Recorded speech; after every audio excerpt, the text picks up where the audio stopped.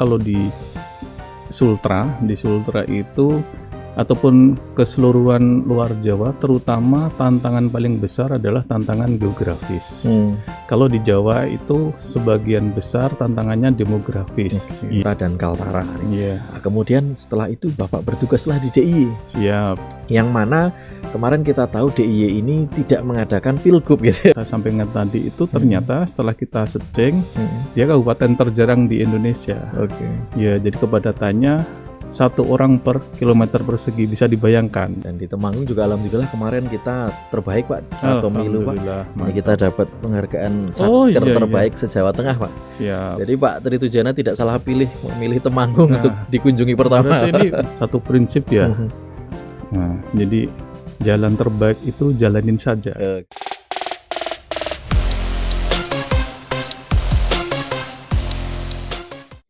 Assalamualaikum warahmatullahi wabarakatuh. Para teman pemilih semuanya, jumpa lagi bersama saya Muhammad Bagus Pratomo di podcast KPU Kabupaten Temanggung. Di sini kita akan menghadirkan narasumber spesial untuk Anda dan kita akan bincang-bincang mengenai demokrasi, politik, pemilu, dan pilkada. Nah, di episode kali ini spesial sekali pemirsa, karena beberapa waktu lalu terjadi pergantian sekretaris KPU Provinsi Jawa Tengah, yang itu berganti posisi, kebetulan bertukar posisi dengan Sekretaris KPU Provinsi DI Yogyakarta. Nah, hari ini sebuah kehormatan KPU Kabupaten Temanggung kehadiran langsung Bapak Sekretaris KPU Provinsi Jawa Tengah yang baru. Kita sambut bersama Bapak Tri Tujana. Assalamualaikum Pak. Waalaikumsalam warahmatullahi wabarakatuh. Bagaimana kabarnya Pak Tri Alhamdulillah Tujana? Baik Pak Bagus. Gimana Pak Bagus dan teman-teman di Temanggung? Sehat dan semangat Bapak. Semangat terus, selalu semangat. Baik, ini sebuah kehormatan Pak. Kami kerauhan Bapak di sini dan alhamdulillah Bapak juga kerso untuk mengisi sebagai narasumber di podcast kami. Mudah-mudahan nanti kita bisa bagi cerita-cerita seru untuk teman pemilih semuanya Pak Tri Tujana. Siap. Baik, dan teman-teman pemilih semuanya, jangan lupa Anda tidak boleh ganti channel selama podcast ini berlangsung. Dan jangan lupa juga untuk share, like, dan komen tayangan ini untuk terus mendukung tayangan-tayangan positif dari KPU Kabupaten Temanggung.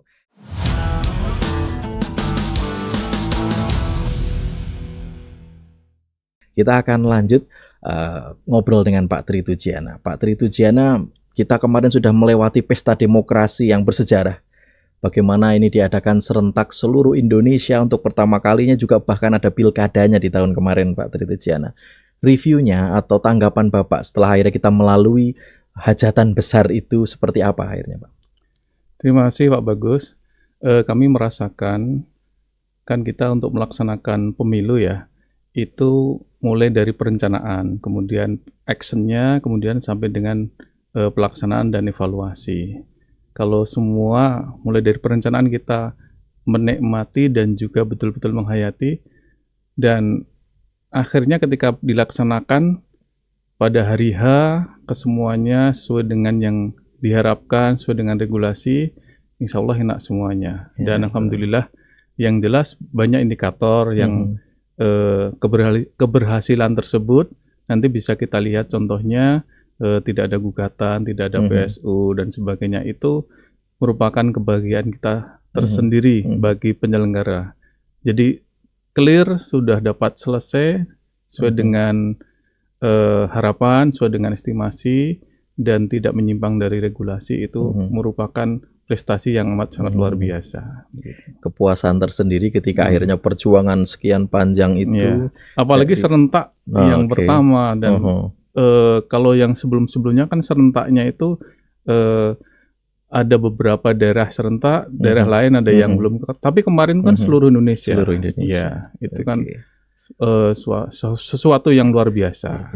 Ya. Dan Pak Tri Tujana ini kalau tidak salah mengalami tahapan di 2 daerah yang berbeda ya Pak ya. Di Sultra sempat merasakan tahapan, kemudian akhirnya di DIY. Seperti apa ini pengalaman berkesan yang dirasakan di kedua daerah ini Pak? Sebetulnya untuk penyelenggara itu hampir sama yang dirasakan. Ya.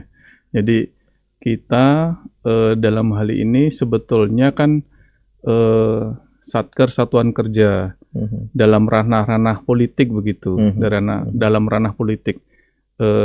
Kita harus tahu betul ya tahu betul, nyulit tentang politik itu sendiri, dan juga jangan sampai terseret ke politik. Jadi memang prinsip kita integritas itu betul-betul dijunjung tinggi. Kalau diawali dari itu, ya, dan saya yakin semua baik di Jawa, di DIY, di luar Jawa, di seluruh Indonesia, itu yang paling dikedepankan integritas.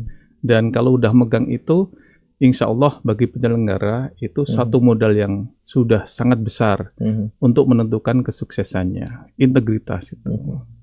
Ada nggak Pak yang sifatnya ini tantangan yang mungkin menjadi tantangan yang berkesan bagi Bapak ketika bertugas di Sultra maupun di DIY kemarin Pak? Begini, sebetulnya tiap daerah hampir sama ya, mesti ada tantangannya. Cuma memang mungkin dari sisi mana tantangan itu muncul itu yang agak berbeda. Contohnya kalau di Sultra itu ataupun keseluruhan luar Jawa, terutama tantangan paling besar adalah tantangan geografis. Kalau di Jawa itu sebagian besar tantangannya demografis. Iya. Jadi kuantitas jumlah pemilih atau penduduknya. Kalau di sana itu keluasan dan juga tantangan alam gitu. Jadi mungkin ya satu sisi kita mempunyai wilayah yang tidak terlalu luas, akan tapi demografisnya sangat tinggi. Contoh ya, saya gambarkan sebelum di Sultra saya di Kaltara gitu, teman pemilih ya. Itu saya mempunyai satu kabupaten itu luasnya 42.000 km persegi. Jawa Tengah itu sekitar satu provinsi 30.000 km persegi gitu. Jadi tantangannya besar untuk wilayah. Cuma untuk demografisnya beda. Jawa Tengah kan 28.000 ya pemilihnya. Kalau di sana yang saya sampaikan tadi itu ternyata setelah kita searching dia kabupaten terjarang di Indonesia. Ya, jadi kepadatannya 1 orang per kilometer persegi, bisa dibayangkan. Nah, cuma untuk tantangan geografisnya, jadi kami loading logistik itu kalau di sana ada satu wilayah atau beberapa wilayah malah itu nggak bisa pakai jalan darat. Jalan air juga nggak bisa, jadi harus udara. Iya. Jadi satu kebutuhan untuk sewa pesawat itu harus. Nah, begitu. Dan pernik-perniknya banyak. Cuma memang kalau untuk kuantitasnya sedikit. Nah, mungkin bisa dibayangkan begini. Kalau regulasi kita untuk logistik itu kan harusnya disetting ya. Disetting baru didistribusi. Disettingnya di kabupaten, di KPU kabupaten kan begitu ya. Baru didistribusi ke PPK-PPS. Cuma kalau di sana ketika dari kabupaten itu nanti ke kecamatan, ke PPK harus pakai pesawat. Kalau udah disetting, nah kapasitasnya kan cuma mencukupi kuantiti yang sedikit. Nah itu dia. Jadi mengajukan dispensasi ke KPU RI. Akhirnya disetting di kecamatan. Iya, disetting di kecamatan. Seperti itu kira-kira. Nah, itu tantangan kewilayahan, logistik dan sebagainya. Belum ada yang logistik itu ceritanya harus satu kota itu dipanggil satu orang. Biayanya ya udah tinggal ngalikan aja. Sehari jalan gitu. Mulai dari dropping ke tempat TPS dan sebagainya. Kalau kita di Jawa Tengah kan enggak, relatif lah, mungkin yang sini yang paling Temanggung ya, informasinya yang agak mungkin dalam tanda petik tantangan geografisnya lumayan tuh Kedawung ya. Kedawung termasuk ya, termasuk di antaranya. Ya. Itu sudah cukup rumit ya. Nah, tapi kalau di sana belum ada apa-apanya. Gitu. Cuma yang kita layani banyak kuantitasnya, jadi tetapnya.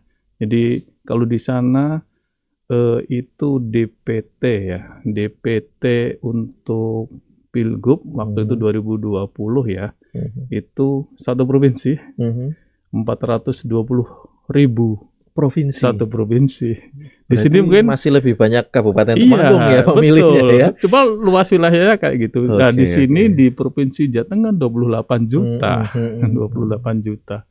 Ya. Ya, pokoknya semua ada tantangannya. Dan itu nanti harus ada pensikapan yang berbeda ya. Intinya settingan ya, metode-metode untuk bagaimana kita mensukseskan penyelenggaraan itu nanti mesti harus disesuaikan dengan tantangan yang ada. Gitu. Kira-kira seperti itu Pak Bagus. Baik, jadi setiap daerah itu punya tantangannya tersendiri, punya kelebihan kekurangannya masing-masing. Cuma kalau indikator keberhasilan itu ya paling tidak 2 itu untuk keberhasilan pemilu dan pilkada itu. Yaitu tidak adanya gugatan, tidak adanya PSU, itu udah bisa tidur bikin kita ayem. Iya, tidur nyenyak itu paskanya untuk penyelenggara, kira-kira seperti itu. Baik. Sama kalau itu indikatornya. Oke.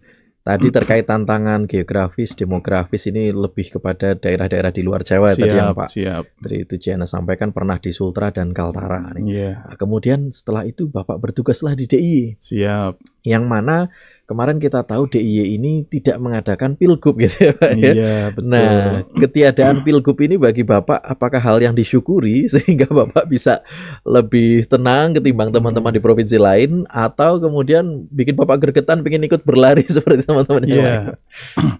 Memang saya sempat di medsos itu, kalau teman-teman Gen Z sekarang kan ada satu prinsip ya. Nah, jadi jalan terbaik itu jalanin saja. Ya, kira-kira seperti itu ya. Jadi di apapun yang kita hadapi nanti akan enak juga. Jadi kalau di sana ada pilkada, di DIY nggak ada. Cuma tetap kita fasilitasi kabupaten kota, pilbubnya. Jadi tidak terus kinerja itu enggak. Kita tetap action bagaimana berkinerja di DIY untuk pemilihan, untuk pilkada. Nah, alhamdulillah tidak ada gugatan juga begitu. PSU-nya untuk pilkada juga tidak ada. Iya. Itu kan bagaimana kita juga walaupun tidak pelaku langsung tapi tetap muter untuk monitor, untuk konsolidasi, koordinasi mensukseskan pilkada di kabupaten. Dan memang yang tidak ada kan kalau provinsi cuma 1 dari 38 itu pilkadanya cuma 37. Kalau untuk kabupaten kota yang tidak ada kan cuma di DKJ, daerah khusus Jakarta, di 6 kota ya. Kota madya di sana. Iya, jadi Jakarta sama Kepulauan Seribu 6 kalau nggak salah. Itu nggak ada untuk tingkat kabupaten kotanya. Provinsi cuma DIY, lainnya ada semua. Ya kita nanti ikut dengar pernik-pernik pilkada di daerah lain, kemudian permasalahan, kemudian solusi, belajar terus ya gitu, ngikutin terus juga bahkan sampai yang saat ini masih berproses kan ada juga ya, masih berproses ada juga. Jadi katakanlah harusnya cuma PSU tapi PSUU. Jadi berkepanjangan ya. Iya, kalau nggak salah di Barito Utara itu kan total beberapa hari lalu masih debat itu. Pemungutan suara ulang lagi. Nah itu betapa rumitnya, banyak yang harus disiapkan, banyak yang harus betul-betul fight ya, untuk melaksanakan pilkada. Jadi tidak hanya energi, juga pendanaan, juga yang jelas psikologi juga. Psikologi dan pikiran kita. Ikut mendoakan sukses semuanya. Amin, amin ya rabbal alamin. Baik, nah kemudian akhirnya Pak Tridujana ditugaskan di Jawa Tengah hari ini. Siap. Walaupun baru 3 minggu Pak. Saya mungkin perlu tanya nih, kesan-kesannya Pak Tridujana setelah akhirnya bertugas di Jawa Tengah seperti apa nih? Iya. Yang jelas tantangan yang sangat besar menanti. Saya yang paling simpel kan membandingkan, mengcompare dengan sebelumnya ya, yaitu compare untuk wilayah saja. Kemarin saya dihadapkan oleh 5 kabupaten kota. Sekarang yang kita hadapi di Jateng kan 35, artinya 7 kali lipat dengan segala perniknya. Dan jelas tantangannya lebih besar. Cuma kalau harapannya sukses penyelenggaraan baik pemilu dan pilkada. Mudah-mudahan nanti untuk tantangan yang besar ini metodologi solusi yang kita dapatkan juga bisa pas, bisa tepat, sehingga apapun tantangannya bisa terselesaikan. Dan insya Allah senior-senior di Jateng udah banyak banget, jadi kita bisa belajar gitu. Gitu Pak Bagus. Jadi Bapak tetap optimis walaupun Siap. tadi secara administratif saja kita 7 kali lipat jumlah Siap, kabupaten kotanya ya siap, Pak ya. siap. Baik.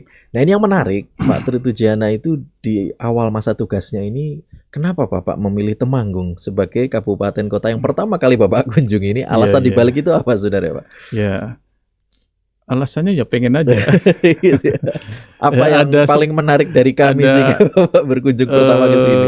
Gini, sebelum ditugaskan di Jateng, saya juga beberapa kali secara personal main ke Temanggung. Oh, Iya, baik. begitu. Dulu ketika saya pas sekolah itu kayaknya terkenal deh Temanggung itu jadi kabupaten terbersih se-Indonesia. Iya. Sampai hari ini insya Allah. Sampai hari ini insya Allah ya. Lebih asri. Ya. Pokoknya ingin lebih dekat gitu. Dan bagaimana teman-teman mudah-mudahan juga asri, juga semangat gitu. Yang jelas di Jateng semuanya nanti ada ada target untuk dapat sowan, dan memang pengennya itu ya Temanggung itu di awal gitu. Oke, terima kasih sekali Pak Tri Tujiana Siap. karena kehadiran Bapak ini menjadi energi yang positif sekali Amin. untuk kami semua di sini Pak. Iya. Tapi nantinya berarti Bapak akan menjadwalkan untuk mengunjungi seluruh dari 35 Insya Allah, kabupaten insya kota itu Allah. Pak. Iya. Oke. Insya Allah setiap minggu mudah-mudahan ada timing untuk sowan 2-3 kabupaten, nanti 35 mudah-mudahan nggak Bisa terkunjungi semua. Iya, nggak nyampe 1 tahun lah harus. Target Bapak gitu ya, tidak Begitu. sampai 1 tahun sudah harus bisa mengunjungi Iya. ke semuanya. Ya. Karena harus dikolaborasikan dengan kondisi efisiensi juga. Oke. Kalau nggak efisiensi tahapan aman aja tiap hari. Itu tantangannya hari Iya. ini. Jadi memang harus di manage betul. Oke. Gitu. Yang menyaksikan tayangan ini mungkin bukan hanya teman pemilih, tapi juga jajaran Bapak sekretariat di seluruh 35 kabupaten kota di Jawa Tengah. Alhamdulillah. Apa sebenarnya harapan Bapak ini ketika beliau-beliau mendengarkan dari satkernya masing-masing, harapan Bapak untuk kita semua, untuk jajaran sekretariat khususnya di KPU se-Jawa Tengah, apa Pak Tri Tujiana untuk ke depan? Ya, untuk teman-teman sekretariat, seluruh satker KPU di Jawa Tengah, baik provinsi juga kabupaten kota seluruhnya, yang jelas 2 hal yang kita catat ya dari pimpinan kita Pak Sekjen di Jakarta berkaitan dengan pasca pelaksanaan pilkada. Pertama, kita siapkan bagaimana kita mempertanggungjawabkan ya, mempertanggungjawabkan yang telah kita laksanakan itu secara akuntabel. Jadi nanti yang terdekat sekali kita akan dilaksanakan audit.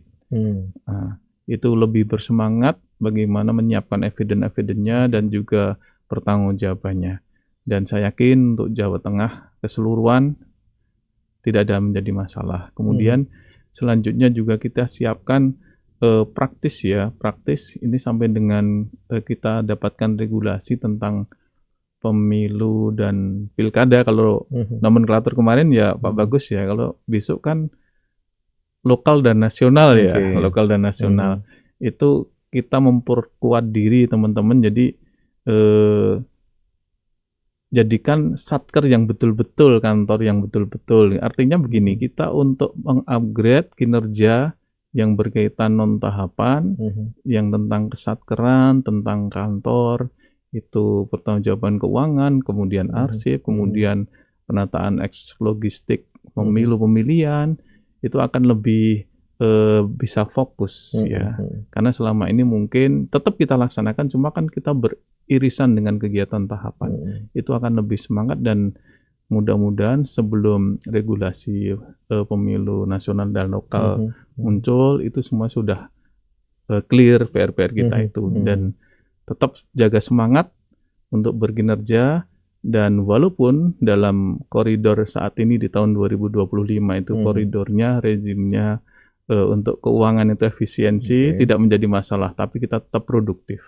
Itu teman-teman untuk sekretariat KPU Kabupaten se-Jawa Tengah dan juga seluruh ASN, non-ASN, jaga semangat, jaga kinerja, dan tetap kita satu, ada semangat untuk belajar terus.